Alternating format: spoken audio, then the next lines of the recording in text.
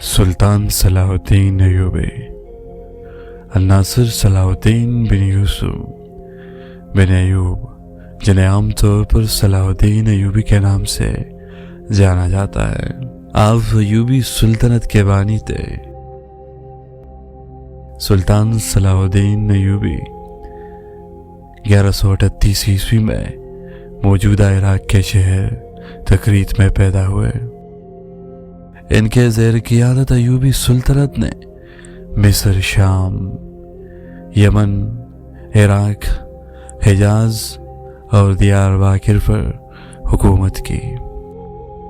سلطان صلاح الدین ایوبی بہادری، فیاضی، حسن خلق، سخاوت، بردباری کے باعث نہ صرف مسلمان بلکہ مسیحی بھی ان کو عزت کی نگاہ سے دیکھتے ہیں، کیونکہ ان میں جہاد کا جذبہ کوٹ کوٹ کر بھرا ہوا تھا۔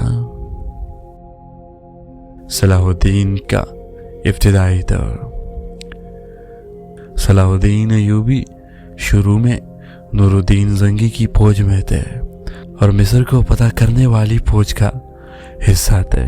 اس لشکر کا سپہ سالار شیرگو صلاح الدین ایوبی کے چچا تھے۔ مصر فتح ہو جانے کے بعد صلاح الدین ایوبی کو 564 ہجری میں مصر کا حاکم مقرر کر دیا گیا۔ 569 ہجری میں انہوں نے یمن فتح کیا۔ تخت نشینی۔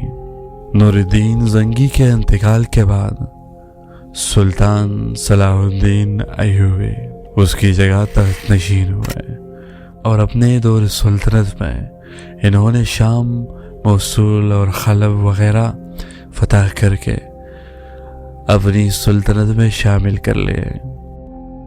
سب سے بڑی فتح حجاز المقدس 1186 عیسوی میں مسیحیوں کے سردار رینالڈ پہ منصوبہ بندی بنائی کہ حجاز المقدس کو فتح کیا جائے۔ ان کے لیے انہوں نے اپنے سپاہیوں کو مختلف گروہوں میں تقسیم کیا اور یہ جسارت کی کہ حجاز المقدس پر حملہ آور ہوا۔ سلطان صلاح الدین ایوبی نے ان کی سرگرمیوں کی روک تھام کے لیے فوراً اقدامات کیے اور رینالڈ کا تعاقب کرتے ہوئے اس کو حطین کے مقام پر جا پہنچا اور یوں حطین کے مقام پر 1187 عیسوی کو تاریخ کی خوفناک جنگ کا آغاز ہوا۔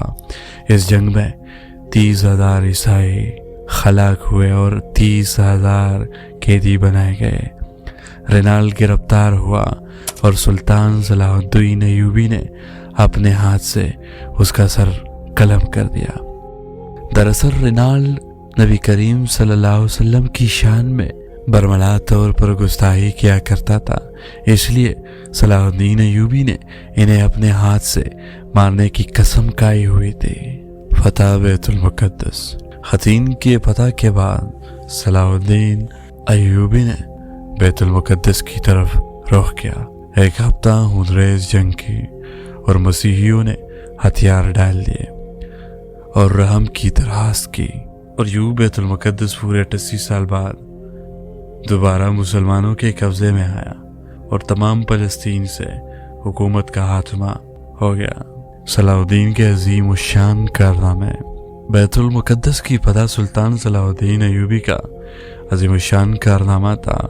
انہوں نے مسجد اقصی میں داخل ہو کر نور الدین زنگی کا تیار کردہ معمر اپنے ہاتھ سے مسجد میں رکھا اور اس طرح نور الدین زنگی کی خواہش ان کے ہاتھوں پوری ہوئی۔